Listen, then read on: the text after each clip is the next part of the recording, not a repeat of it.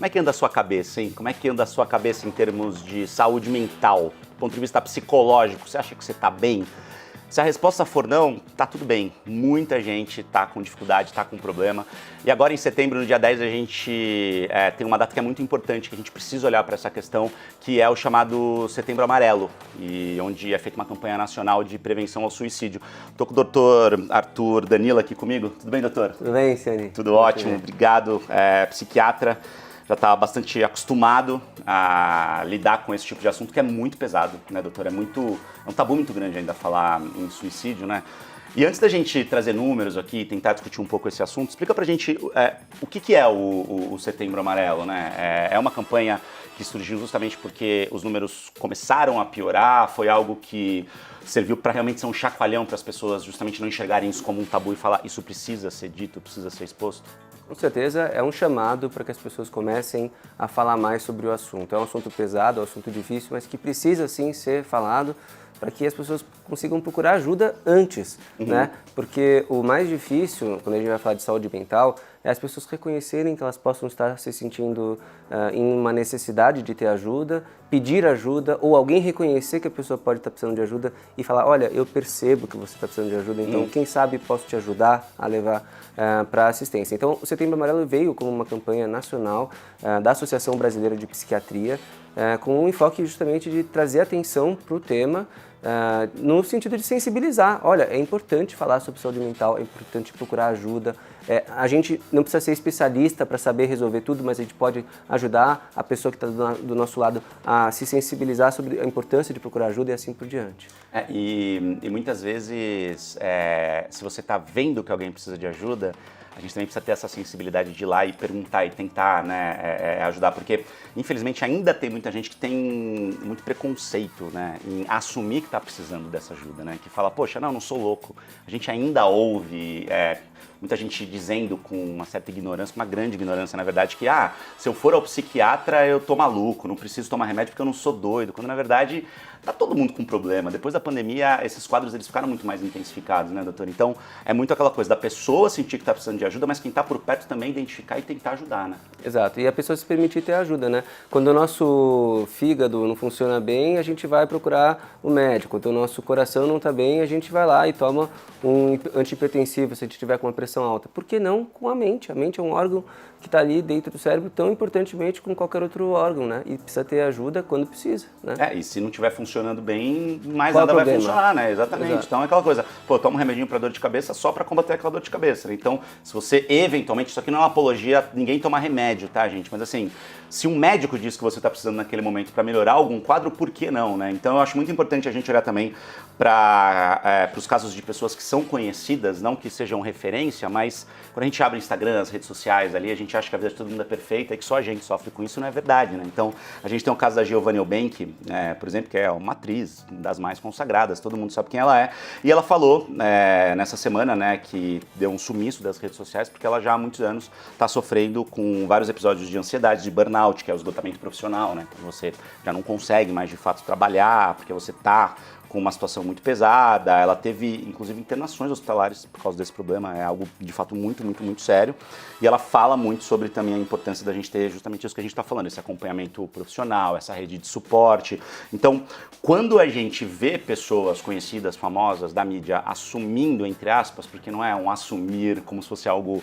horrível, né? É simplesmente dizendo, tocando nesse assunto, a gente dá um pouco mais de humanidade, quem sofre com isso também se sente representado. E eu sempre faço questão de dizer, doutor, assim, eu tive um diagnóstico muito tardio de TDAH, foi muito difícil para mim, mas também foi libertador, porque eu passei a entender vários comportamentos que eu tinha e me senti muito mais acolhido e falei, poxa, agora eu vou poder conseguir fazer um tratamento sobre isso. Isso explicou as crises de ansiedade que eu sempre tive também, e hoje eu tô muito melhor, eu consigo lidar muito melhor com isso, e acho importante falar sobre isso também, né, porque senão a coisa vai desandando de um jeito que a gente se sente sozinho, parece que só a gente tem esse problema no mundo. Na verdade, não é por aí, né? É importante normalizar essa questão. Assim como a gente fala, olha, estava ali com uma glicemia alta, fui no endocrinologista, recuperei e estou agora, né, funcionando bem.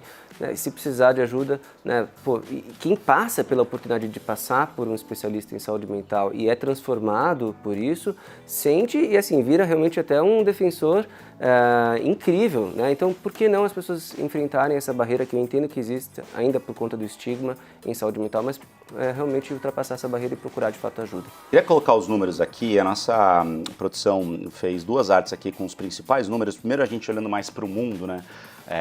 Entendendo um pouco todos esses dados para explicar e reforçar a importância do Setembro Amarelo, a gente percebe aqui, gente, que mais de 700 mil pessoas, isso é a Organização Mundial da Saúde, tá? Isso não é chute, mais de 700 mil pessoas morrem por suicídio todos os anos no mundo.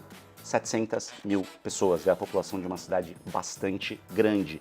É a 4ª causa de morte no mundo inteiro entre jovens de 15 a 29 anos. Aí só perde para outros 3 motivos que são acidentes de trânsito, tuberculose, que a gente está falando principalmente em lugares que têm um desenvolvimento menor, e também violência interpessoal, assassinatos e coisas do tipo. E aí quando a gente olha ali para baixo, quase 8 em cada 10 são em países de baixa e média renda, ou seja, ainda está muito ligado também com menos condições, né, doutora? Ciane, esses dados são alarmantes e mostram que realmente a gente precisa falar sobre o assunto, até porque o suicídio ele é o desfecho final desfavorável de muitas condições que poderiam ser evitadas. Né? Então, para a gente falar desses números, infelizmente, é porque toda uma rede de possibilidades de suporte não foi atendida e aí houve esse desfecho. Né? Então, a gente está aqui falando, no final das contas, de apoio e valorização da vida. A campanha do Setembro Amarelo é uma campanha, uma oportunidade incrível de mostrar que a vida vale muito a pena ser vivida e que se temos dificuldade, qual é o problema de pedir ajuda? Né? Para que a gente não, infelizmente, chegue nesses números. Né? E, de novo, são números difíceis, mas que a gente precisa falar cada vez mais, né? Que a gente precisa escancarar e falar, tá precisando de ajuda? Pede. A gente já vai falar onde você pode pedir essa ajuda, mas antes, vamos olhar aqui para o nosso país, então, né? Quando a gente vai para os dados do Ministério da Saúde e faz um recorte brasileiro, o Ministério da Saúde divulga o seguinte, entre 2010 e 2019, nesse intervalo de tempo, foram mais de 112 mil suicídios no Brasil. A gente, fazendo uma conta simples, a gente está falando de 10, 11 mil pessoas que acabam se suicidando por ano no Brasil. É muita gente também, né, doutor? E aí, quando a gente olha o aumento ao longo do tempo, né, em 2010 era mais ou menos 9.500 pessoas e em 2019 foram mais ou menos 13.500 pessoas e dá esse aumento aqui de 43% ao longo do tempo. O que corrobora isso que a gente está falando, que essa situação está piorando ao longo do tempo. E quando a gente também vê quem, infelizmente, está se suicidando, a chance de ser um homem é 4 vezes maior do que de uma mulher. O que explica isso, doutor? Bom, em primeiro lugar, esses dados não levam em consideração a pandemia e ainda preocupa ainda mais o efeito da pandemia durante a pandemia e o pós-pandemia. Ciane, agora a gente está começando a ver quais vão ser os resultados, as consequências do ponto de vista emocional desse período que a gente passou da pandemia, que durante os 3 anos de maior esforço de combate da pandemia, o esforço era mais direcionado ao controle da infecção. Agora, a gente vai ver qual foi o desmonte emocional e o reajuste que todos nós precisamos passar, e isso, as consequências de saúde mental. Então, a gente tem uma preocupação muito grande com esses dados que vão aumentando, muito relacionado a maus indicadores socioeconômicos, como você mencionou, insegurança, falta de perspectiva, falta de esperança. Aliás, esperança é uma das coisas mais relacionadas a bom prognóstico, ou seja, quando uma pessoa que está procurando ajuda, ela entende que ela pode ter uma melhora do quadro, que ela tem esperança de que ela vai melhorar, as chances de melhora são realmente muito maiores. Então, instilar é isso que a gente quer com o Setembro Amarelo, realmente sensibilizar as pessoas de que podem procurar ajuda e que o caminho pode ser muito mais virtuoso.